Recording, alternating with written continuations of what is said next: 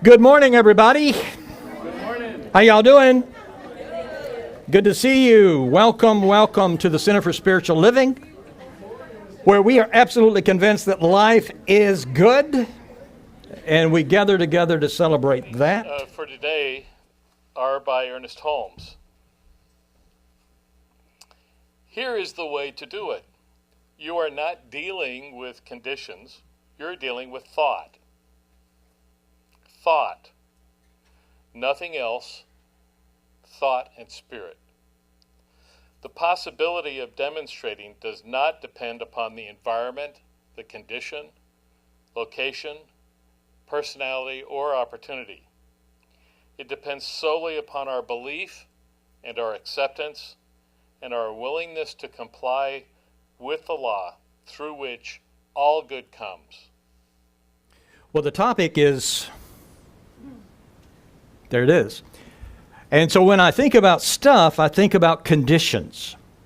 I think about what's taking place around us and what's taking place inside of our minds. I heard a grandmother say this week regarding her little granddaughter, she is a hot mess. And I'm sure you've heard that expression. This expression's been around for a long time, and probably longer than any of us have been alive, most likely. In the 19th century, it was a military term, hot mess. You remember what it was talking about? Food, talking about food. And so, my dad used to talk about a mess kit, but they would just call the food a hot mess. And then, in the 20th century, it still was a military term, and it started to speak of a dangerous environment, like a firefight. And so a soldier would call for help and say, we've gotten ourselves into a hot mess. We need help. And in the 21st century, the meaning has changed a little bit more. And now it means an attractive disaster. And you may know an attractive disaster. And that means someone whose life is sort of a mess. The circumstances aren't all that good, but they still look really good and maybe still smell really good. But things aren't, quite what they seem. And the truth is that if we knew all the stories that are represented here right now, in one way or the other, all of us maybe could qualify as a hot mess. You think? I mean, maybe. And you might look around and think, wow, these people are so cool. They're so spiritual. They're so much happier than me. But I guarantee you that there's lots of hot messes here. And sometimes it could be a hot mess financially speaking. Maybe we've gotten into debt or just things have happened. Or maybe it could be a relationship mess. Things were going well, but not so much right now. So you might say, I'm in a mess. Could be a health mess. Could be a shopping mess. Maybe you need to go shopping because your wardrobe is a mess. And so there's, I just thought about all the different things that could possibly happen. Could be a professional mess, an academic mess, or maybe you married a mess. No hands, please. And maybe you were even warned, you were told, maybe, his 3 last girlfriends took you out for tea and said, honey, just don't do this. But you thought, I can fix this guy. And so you didn't ask me, but I can give you some advice about that. I can tell you that you can fix a dog, but you can't fix a man. And for that matter, you can't fix a woman either. But sometimes we marry a hot mess, or sometimes we may be dating one. Maybe you were parented by a couple of hot messes. That happens sometimes. Or maybe right now your life is really cool. Everything's perfect. You're blessed. You're between messes, so to speak, and you're going along fine. But the thing that most of us have in common, if we really look at it, is sometimes we do get into a mess. And maybe the good news is, if you really look around, you can always find somebody that's in a deeper mess than you. Of course, that's not really good news, is it? The good news would be this. The good news is that if you're in a hot mess, you can change it. Life can be different. That can really happen. When I think about hot mess, I think of things like suffering. Suffering, they say, is optional. Pain happens, but suffering is something more like a choice. And so it's not only optional, but most of the time, if not all the time, suffering is generated internally. We create it with our minds. We create it with our thoughts. Somebody said that suffering is frozen pain. And I like that idea because suffering occurs when the movement of pain moving through the body or moving through the psyche gets stuck. And if it gets stuck, it produces a lot of suffering. Somebody else said that suffering equals your pain multiplied by your resistance. That's a good one because, we suffer when we push against something or when we cling to something that's moving away from us. Most of the time, suffering is about how we react to an event, to a situation, or maybe to just what's happening inside of us. The Buddha, I used to think was sort of a negative fellow, but now I think he had some good stuff going on. He said that the first thing we have to realize is that there is suffering and it's a normal part of life. And his word for suffering was dukkha. By dukkha, he was talking about a mental experience of anxiety, stress, instability, failure, disappointment. You remember any of those things? And so he said that was a universal kind of thing. And, because it's just us here, I suppose we can just be brutally honest. Life sometimes is really just a never-ending dance between feeling good and feeling bad. Feeling good and feeling bad. That's sort of what life is. We in America have an unconscious bias against suffering. We think it's a waste of time. We think there's nothing to be learned at all, but actually, sometimes from suffering events, I've learned quite a bit. Pretty good education found there. In other cultures, they recognize the benefits. In spirituality, lots of different teachers say that there's a lot we can learn from it.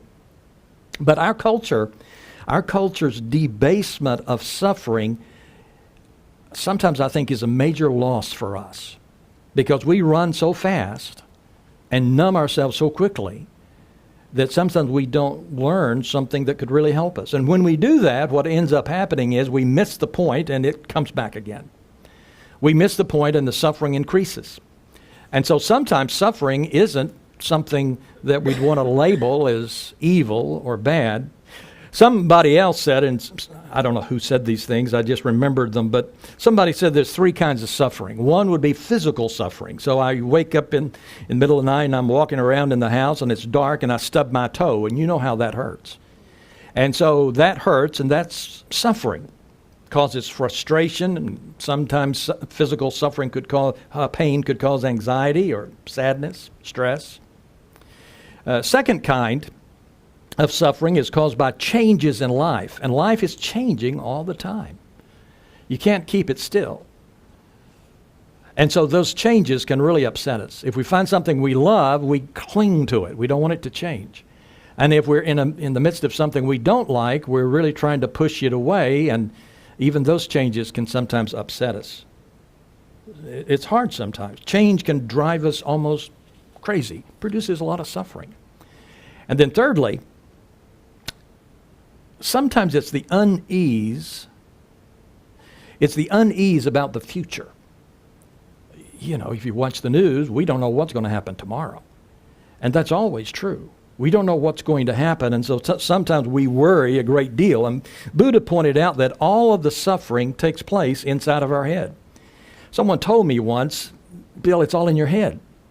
I did not appreciate that because I wanted to blame things on the outside.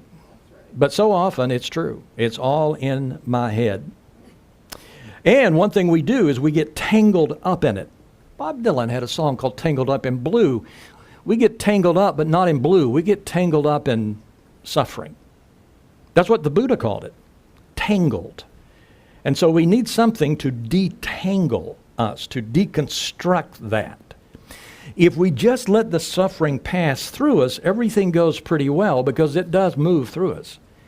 Most of us don't let it move through us, though. As soon as we begin to feel it, we clench down and we make a little space inside of our heart for it and we keep it in there. And it continues to surface and continues to cause problems. So what do we do with it? What do you do with it? If you sort of look at the spiritual masters, they all agreed. And it's unusual when you find a group of people that all agree on something. They all agreed. And in 2 words, they basically said, when it comes to suffering, penetrate it. That means move inside of it and allow it to move inside of you. It means taste it and feel it. Experience it. Now, you're not going to experience for an eternity. You're not going to experience it for years, but you're going to allow it to move through you. And what that means is, the Buddhist would say, you sit with it. Now, if I'm going to sit with something, I'd much rather sit with joy. I'd much rather sit with something beautiful. But sitting with suffering can be interesting. And when we do that and we just are quiet and we're not bringing judgments in, we just allow it to be, miraculous things happen inside of us. Absolutely. And then we don't end up increasing the suffering. Suffering is optional, and most of the time it is internally generated. Now, this is time for your mental health question. We should have one every day. And so here's the one for Sunday. The one is, do you talk to yourself? And I don't know what you're going to say. I remember my mom said, well, it's okay if you talk to yourself, but don't be answering yourself. Because she joked and said, that means you're crazy. And so we do that. And I do both. I, of course, talk to myself, and often I find myself answering myself. It's a mental dialogue, and it's taking place all the time. You may be talking to yourself right now. I wouldn't be surprised at all. Go ahead, and let's just take a pause, and you go ahead and say hello to yourself. Inside your head.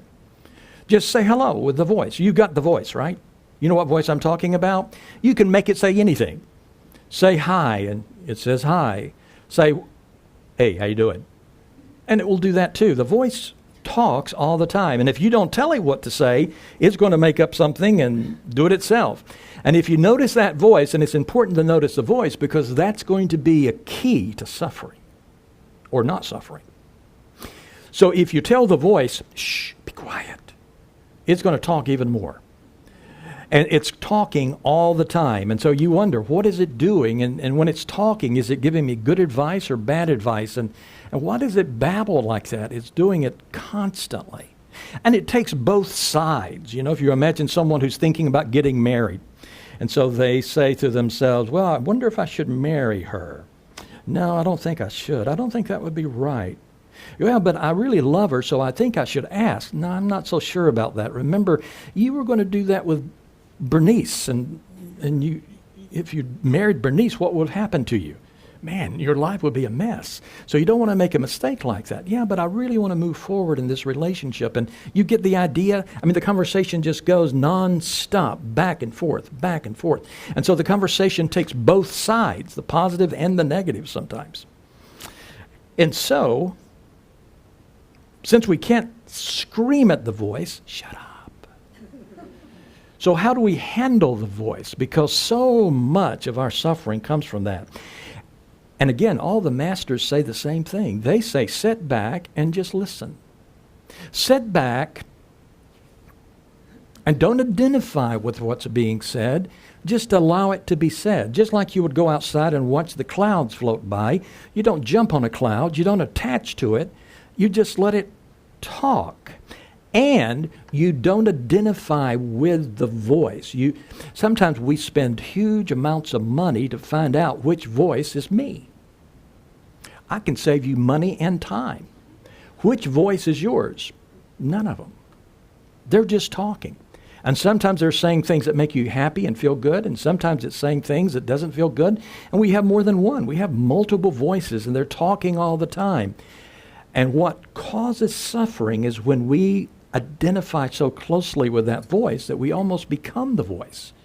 And so I'm encouraging you, and all the people who've studied these ideas, they're encouraging us to distance ourselves from the voice and just allow it to keep talking, but not to identify with it and think that it's us. Does that make sense to you? It's simple. I mean, we have candles, we have a stool, then we have a podium, and this podium, I told the other group, is from Australia. We ordered this at Journeys, and it came from Australia. Isn't that crazy? Yeah. And so if I said to you, which are you?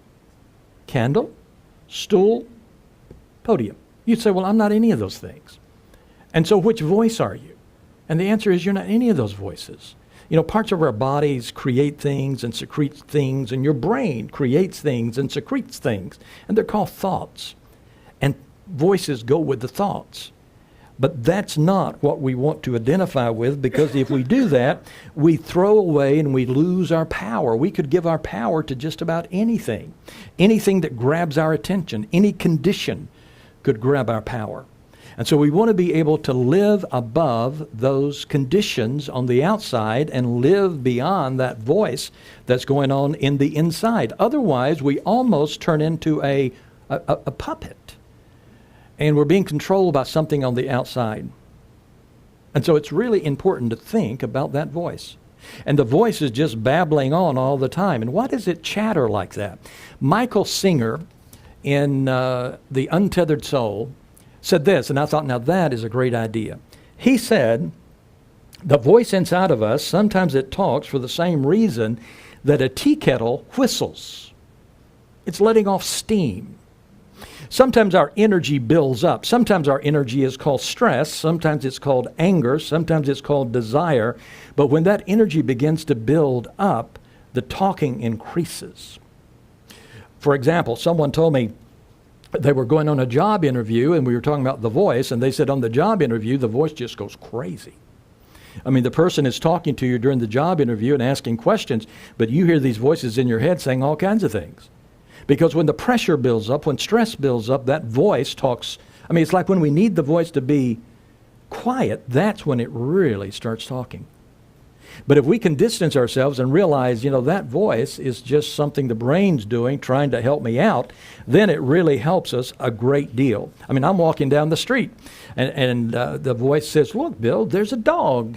And the dog reminds me of the dog remember the dog you used to have when you were just a little boy, Skipper. Reminds me of Skipper. And I think, yeah, it does remind me of Skipper.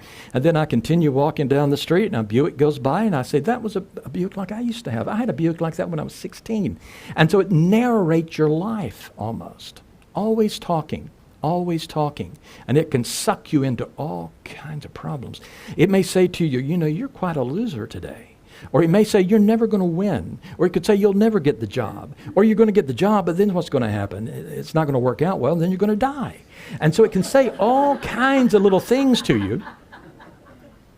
And you see how it can just suck us in, and it can take control over our lives. And so the most important thing we can do is remember who we are. And you're not a voice. You're a divine being inside this physical experience. And so that's an important question. And I'll tell you something else. What would happen if you personified the voice? Suppose you turn the voice into a person, and the person is sitting next to you, and the person is saying to you what the voice says inside your head. What would you do?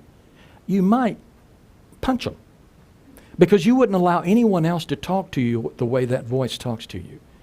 You would say, well, you saying that kind of thing to me, I need to see some credentials, please.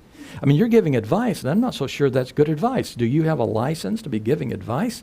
And so that's how we would do it, because the voice can almost capture us and torture us at times. And I'm emphasizing that a great deal because that's where most of our suffering comes from.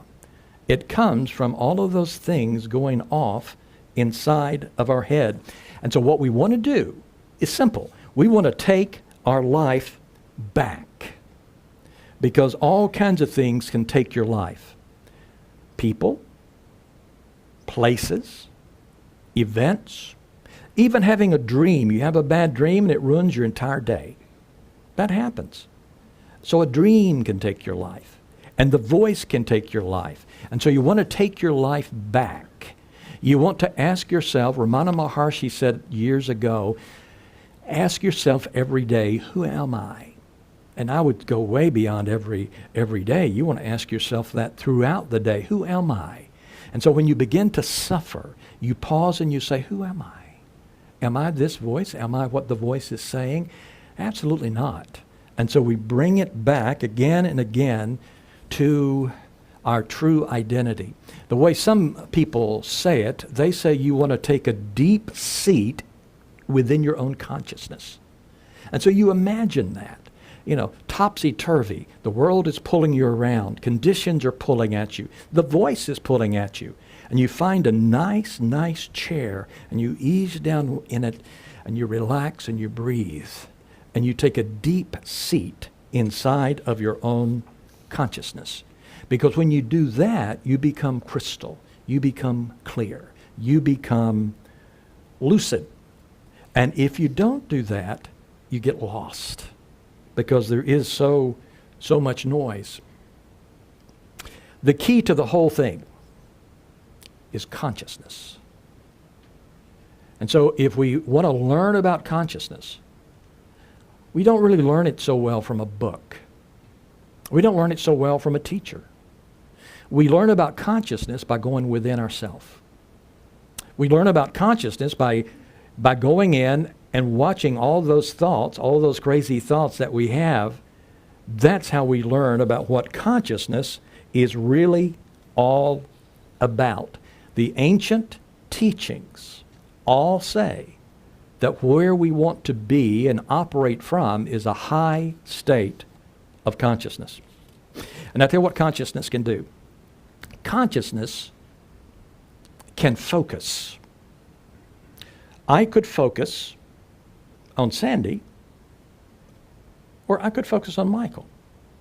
If I'm focusing on Michael, really focusing, nothing's in my world except him. I could turn back to Jim and focus on him a bit, and then I'm there. Your consciousness has the ability to focus. That's one of your greatest powers. So if you use that power, you transform suffering quickly and perhaps in even a positive kind of way. Consciousness focuses, and it's a choice. But you do have to make the choice. Otherwise, the nouns of life, people, places, and things will grab you. A dream could grab you, an emotion can grab you, a thought can certainly grab you, and the voice will grab you. So you want to decide, today I'm focusing here. Today I'm focusing on this. It's the power, absolutely the power of focus. I don't know if you watch television, but if you're watching television, a couple of you want to watch it right now. If you're watching television, and it's something you really love, Mark, what's your favorite show? Probably right now, The Voice. The Voice. See, that's very appropriate for this talk. And so I too enjoy The Voice. And so you're watching it, and the person is singing, and it's phenomenal. And so you're not thinking about anything else. I mean, you're drawn in. You're really focused there. So it's like watching TV. If you go to a movie, they've got the music, and they've got the speakers, and it's huge, and you're being taken in, and you can be caught up in the movie so that you're not thinking about anything else. You're just totally into it. And that's just based on what you can see and hear. Imagine if they could also pump in smells for you. And so as they're doing this or that, Mark and I went to saw a movie, been some time ago now, where a bear was attacking a guy. Suppose you could smell the bear. And as the stuff is kind of flying through the air, you could taste it. Ooh, that's horrible, isn't it? And if you're taking all of that in, it becomes, it captures you. All of your attention is taken. And that's exactly what life does. Life is set up like that. And if you don't decide what you're going to focus on, there's so much happening around you that it can just draw you in and totally take you over, and that becomes your experience. So what you and I want to do is decide. I do some coaching sometimes with people who are dating, and one of the big points is you're the chooser. Because in dating, sometimes we're used to kind of standing in the corner and waiting for somebody to choose us. And so in all of life, we want to be the chooser. We want to be the one who decides, and you especially want to do that with your consciousness because you have an unbelievable power inside of you. And you can't just leave it to chance. You can't just leave it to the loudest mouth on television to pull you in, because then you become a puppet, and you're not a puppet. You're not a peon. You're a person. And that means you're in charge of your reality. You know, I've even, and I've experienced, when the bear was attacking Leonardo, Mark had to put his Snickers bar down and not eat it during the attack because and we were both, we were on the front row, and so it's kind of made us both a little tense. And so, you see, that's what life can do. It can just grab you. And so you want to be aware of that. It's a powerful thing to do because we get absorbed. We're like little sponges, and so we want to be able to make that decision. We want to ask continually, who am I? Who am I? Caroline, who's over with the children right now, our daughter, she's 16, and she's been in plays. Mary Pat, how many years? I mean, she started way, way early. She loves plays. And sometimes we can think of our life as a play. And what I'm encouraging all of us to do is realize if we're going to be in a play, you write the script. You don't want your mama writing the script. You don't want your dad writing it. I mean, sometimes we're following scripts that were written 50, 60, 70 years ago. We want to write our own script. We don't want a job to write it. We don't want television to write it, the news to write it. We don't want this voice that goes off in our head to write it. We want to write our own script, because then your life becomes absolutely magnificent and it becomes your creation. And that's what you're here for, to create that. It's a beautiful, beautiful thing to do. And so quit the play if you have to. Shatter the illusion and write your own play. Because, you're a chooser and you're a creator. What I'd like to do now is I'd like for us to have a sort of a prayer and sort of a meditation at the same time. And I want you to imagine that it might be creepy to think that you're in an easy chair and I'm there talking in your ear. So you think of it however you like, but I'm going to be talking just to you. And I'm going to ask that you close your eyes, and I want to talk, and this is going to be quick, but I'm going to talk about 10 principles. And I'm going to name them as we go. And this is a journey. And it summarizes what we've just talked about. And so if you can close your eyes and take a nice deep breath.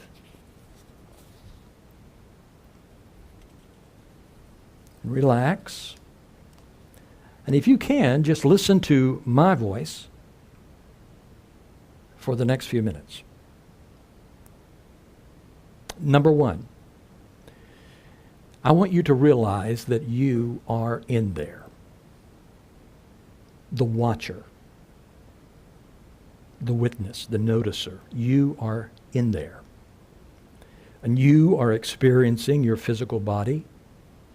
You are experiencing your thoughts, your feelings. You are conscious. And you are experiencing what it is to be a human. Number two, realize that you're not okay in there. You're not okay, because we're being honest about it.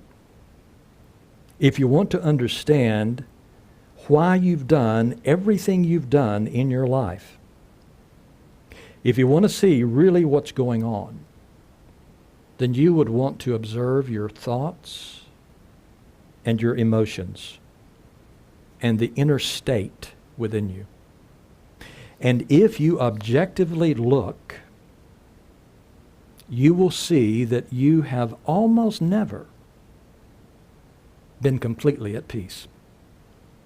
Not if you pause and look. And you'll see that you're not okay in there.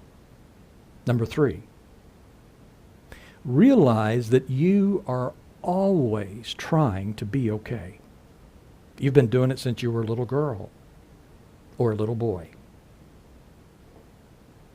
But something is bothering you. And you'll notice that this something causes urges, drives, impulses to do something about it. And you get an A+ for trying. You're constantly trying to either get something or to avoid something.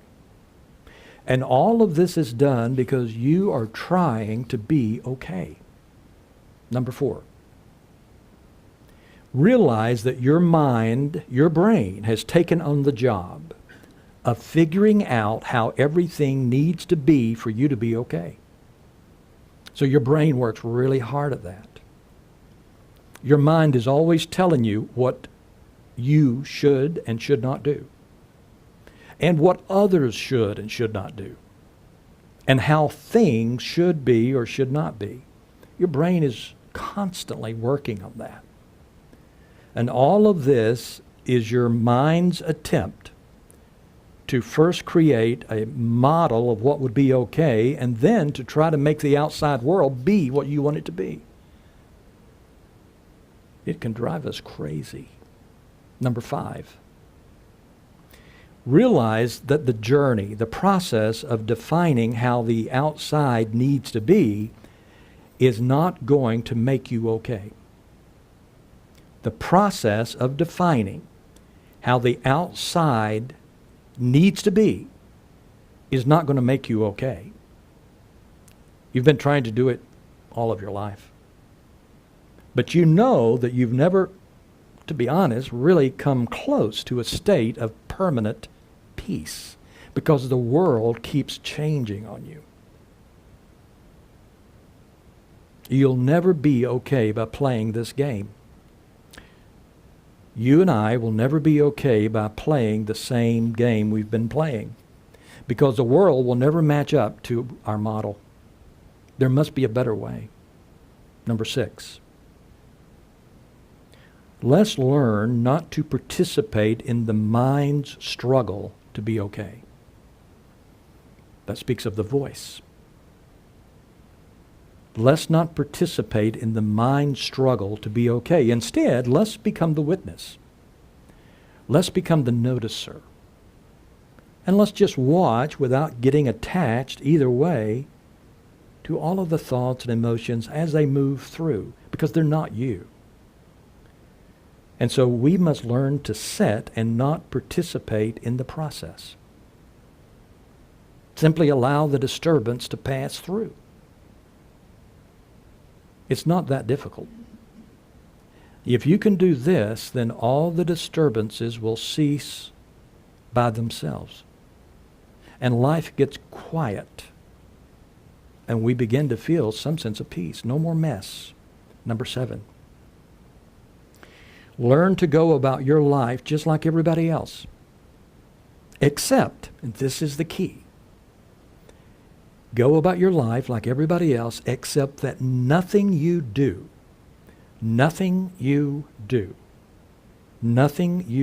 is for the purpose of trying to be okay.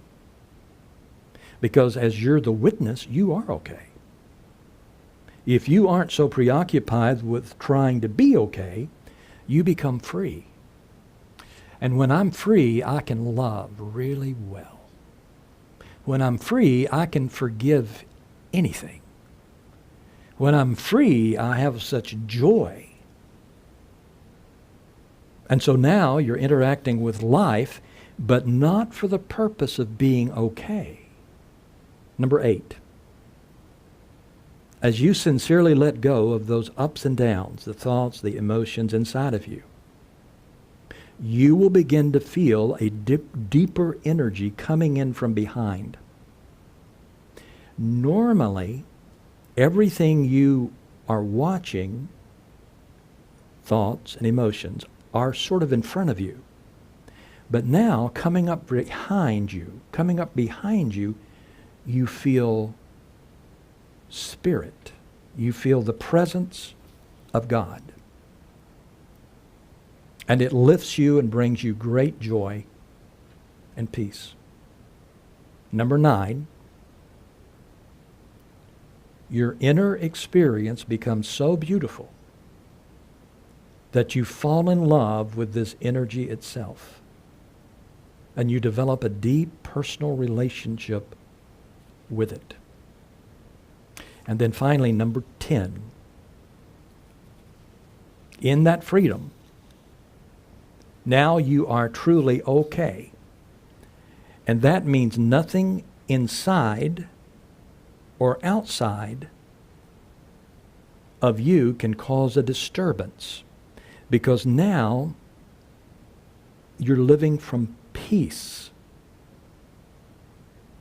And so the world, the mind, the heart, and the voices cannot disturb you because you have transcended them. And listen closely to this. This is the conclusion.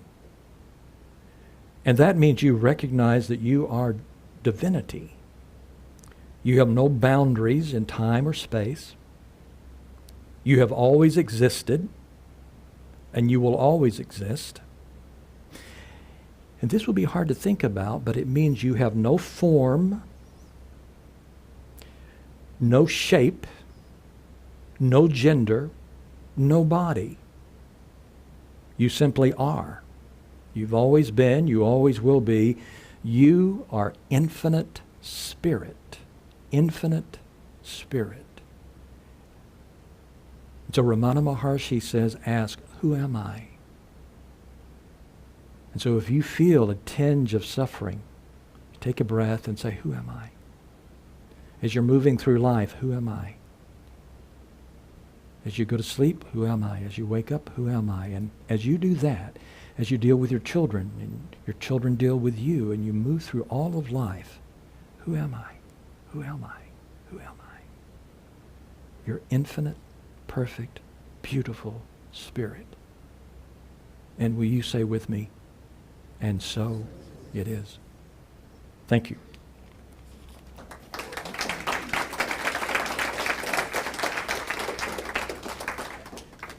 Now, if you will take that little card, and if you would like to request prayer, the ministers and the practitioners will remember you in prayer all week. And so you can write that on the back of the card. If you've had some insight and you wish to share that with us so that we can also remember you in prayer for those insights, those commitments you might be making, you can write that on the card as well. And this is the time to celebrate our prosperity, so I'll ask you to take what you're planning to give and hold it in your hand and warm it up a bit, and you may want to place it near your heart. And then let's affirm together our conscious giving statement. The gift I give is not a debt I owe. It is a seed I sow. I know that my consistent, generous giving produces a consciousness of abundance which attracts all good to me. And so it is.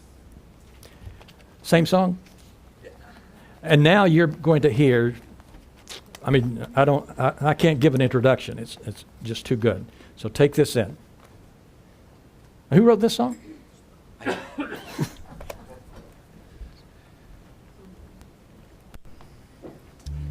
So I actually had this song picked out before I heard Bill's discussion. And then hearing it this morning, it was very synchronistic that it really lined up. And so I wrote this song in about 2005 when I had a long period of feeling peaceful and I was on the spiritual path, and then suddenly finding myself in confusion and pain, and coming back to the awareness. The first line of the song says, "This is my life, the peace and the pain," and learning not to label that. And then I heard Wayne Dyer do a talk, and he said that at the same time you're the protagonist, you're also the weightless witness. And Bill talked about the witness, choosing to be the witness, and so it was powerful that I heard that this morning, and it's still my practice.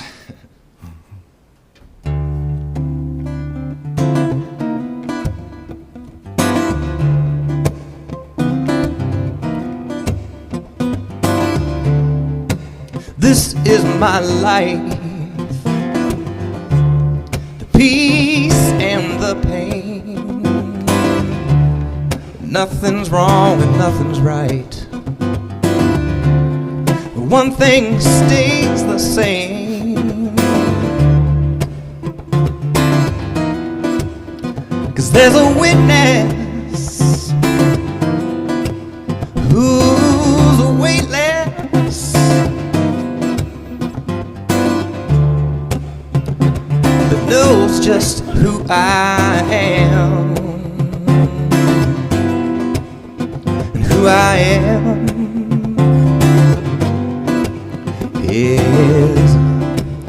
is limitless and free. So I'm the weightless witness, and this is just a dream, yeah.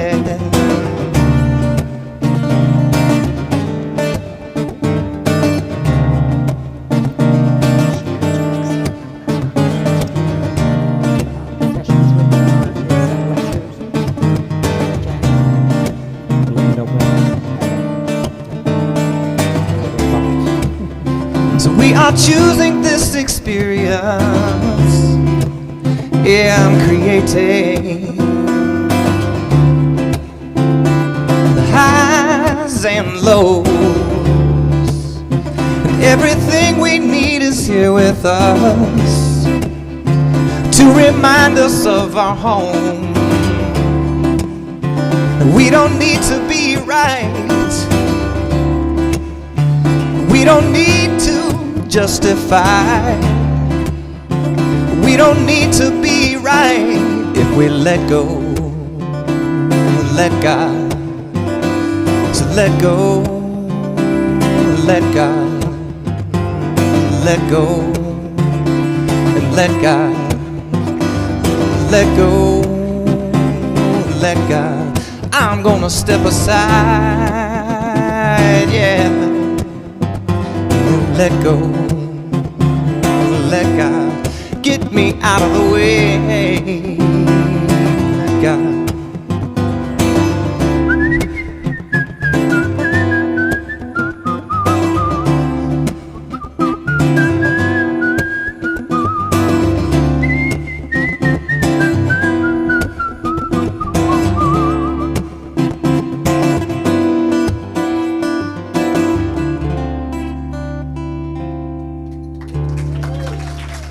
Thank you.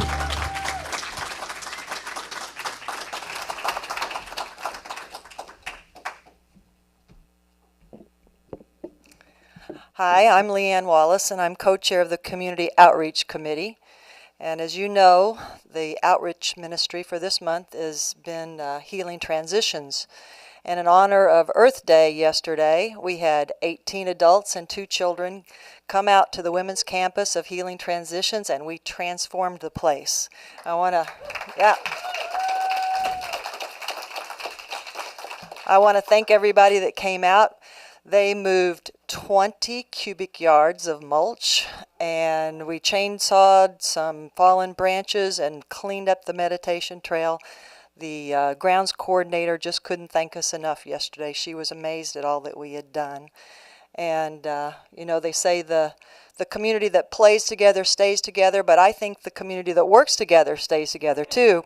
But, you know, when there's that many people getting together to do a job, it's like play too. And I just saw a lot of smiles yesterday, and it was a great time. So I just wanted to remind you that next Sunday is the last day that we are collecting these over-the-counter medicines for healing transitions. Tylenol, Advil, Aleve, cough drops, Dayquil tabs, Bucinex, Zyrtec, Claritin, and Tums. And they told me they particularly need allergy medicines, and I'm sure you can all appreciate that. So thank you very much for your support.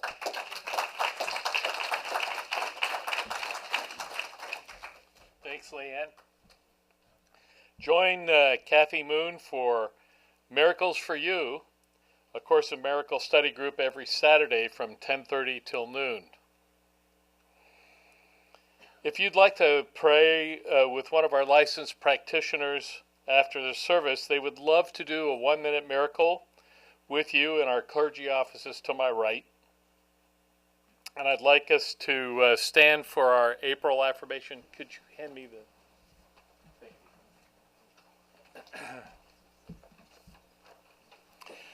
There is one power, one God, one light, one life.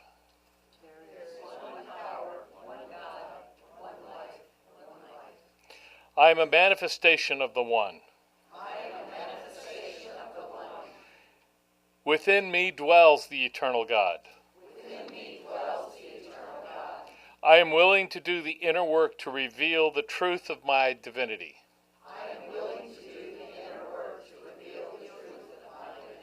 I am open to the lifting power of the Spirit. I allow myself to be transformed, transparent to transcendence. I am open to the possibilities of renewal and rebirth. I raise my life. I praise my life. I celebrate my life. And so it is.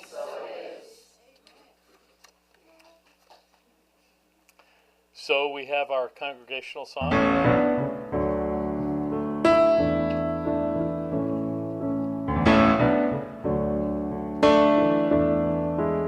Join hands if you like. Let there be peace. I am a stand for peace. Let there be love. I am a stand for love. Let there be joy. I am a stand for joy. We are making a new world now. Let there be peace. I am a stand for peace. Let there be love.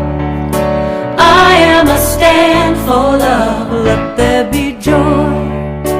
I am a stand for joy. We are making a new world now. Let there be peace. I am a stand for peace. Let there be love. I am a stand for love. Let there be joy. I am a stand for joy. We are making a new world now. Let there be peace. I am a stand for peace. Let there be love. I am a stand for love. Let there be joy. I am a stand for joy. We are making a new world now. Let there be peace. I am a stand for peace. Let there be love. I am a stand for love. Let there be joy. I am a stand for joy. We are making a new world now. Let there be peace. I am a stand for peace. Let there be love. I am a stand. I'm gonna stand up for joy. I am a stand for joy. We are making a new world now. We are making a new world now. We are making a new world now.